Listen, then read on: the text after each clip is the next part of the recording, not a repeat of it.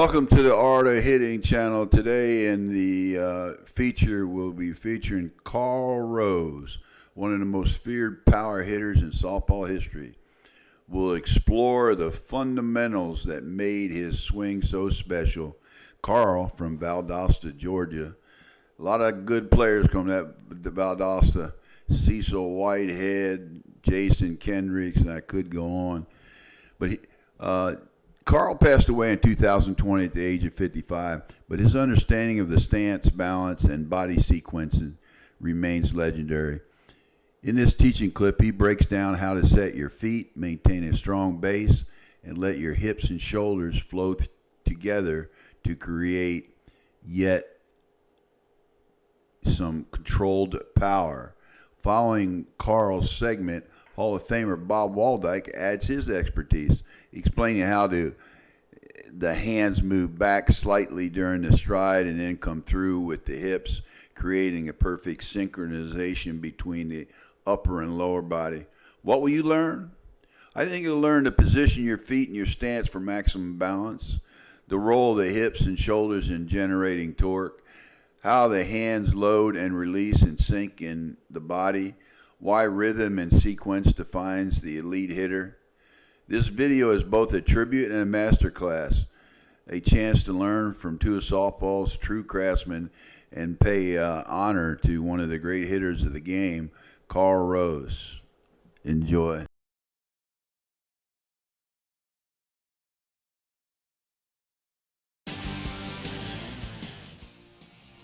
The placement of your feet is the most crucial part of body comfort and weight transfer at the point of impact. The distance between your feet before and after the stride are most crucial for proper body weight transfer. In softball, you have to generate all the power from your body. You want to place your feet a little closer than shoulder width apart so that your body is together and compact. Your feet should be somewhat parallel so that your entire body is lined up parallel. You want your front shoulder facing the pitcher. Now, your stride will vary depending on body size and height. A taller person's stride will naturally be longer than a shorter person's. Okay, with your feet parallel, your hips will be parallel. And to mark your stride distance, you want to first mark the position of your front foot. Then you want to take your stride so that you have to move your back foot here where it has to move, and now you want to mark that point. Okay, this is the middle spot between these 2 points, before the stride and after the stride. Now this front part will be your ideal stride distance. You know, most improper body transfer comes from people lunging at the ball. And that's where you lunge and you get too far, spread out with your body. This way you can't get a proper body turn and you lose a lot of bat speed. Remember, keep everything parallel as long as possible during your stride before you turn at the point of impact, and never stride too far. Remember, that causes lunging when you lose all of the impact of your body turn.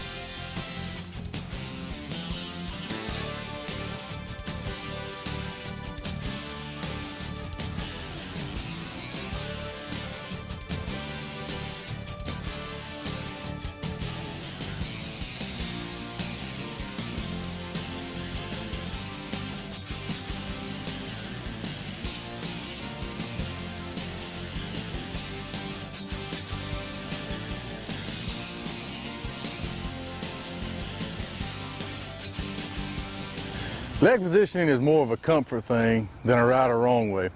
My theory is a slight knee bend before you begin your stride, because when you stride, your knees are going to naturally bend.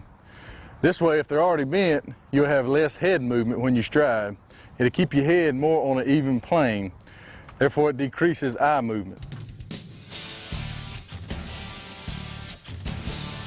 With your feet parallel, your hips and legs will be parallel. I believe your hip turn is the most important part of the swing. Your hip swing turns your torso, which turns your shoulder, which maximizes arm and bat speed. Right after your front foot hits the ground, you want to explode your hips for body torque. Your hips will swing your entire body. Remember, before you start, you want to keep your hips parallel, and you want to leave them parallel as long as possible during the stride. This way, everything turns right at the point of impact.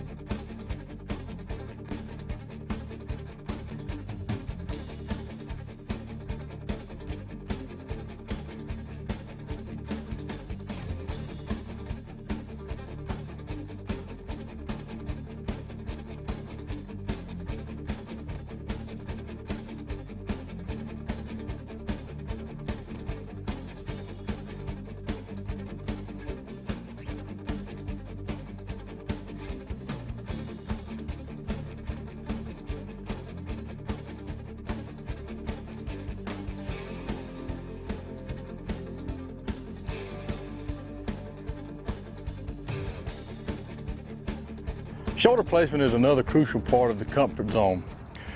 You want your shoulders to be parallel and as close to the same height as possible.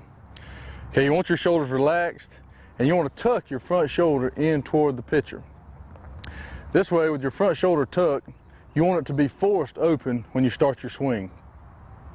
Okay, before you start, you want everything parallel. Remember, keep your front shoulder tucked and facing toward the pitcher. And when you begin your stride, make everything force your front shoulder open. Never open your front shoulder too early. Remember not to pull your front shoulder. If you pull your front shoulder and your body flies open too quick, you lose bat speed. Okay, another bad point of opening too early is that when you open too early, your bat will fly through the hitting zone before the rest of your body is caught up and ready for the turn. Okay, remember, you want your entire body turning at the same time at the point of impact. Remember the crucial point of letting your body swing and momentum force your front shoulder open. Never open your front shoulder too early. You lose body turn and bat speed.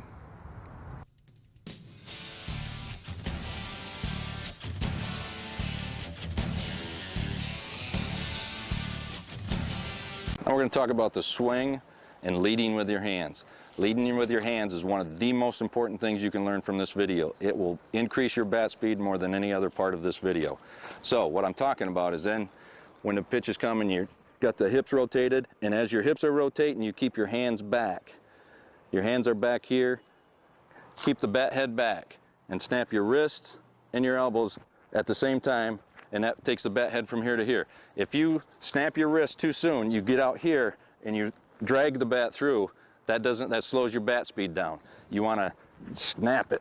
Don't come out and break your wrist out here and swing like this. It's like chopping a tree down. If you ever chopped a tree down, the tree's in front of you, you don't swing and chop the tree down with the axe like this, because that's slow bat speed. You want to do this. Snap, lead with your hands, keep the bat head back. Here. Notice how my hands are back, all my weight's gone forward. And now my hips will rotate and I'll pull my hands through, keeping the bat head back until it gets to my front shoulder. Pulling that bat stop. This is where you see my hands are just past my front shoulder, I'm starting to break my wrist. Just pull that bat through, keeping the bat head back until it gets past your shoulders, and then snapping your wrist and exploding into the ball. Bat speed is taking the bat head from here to here.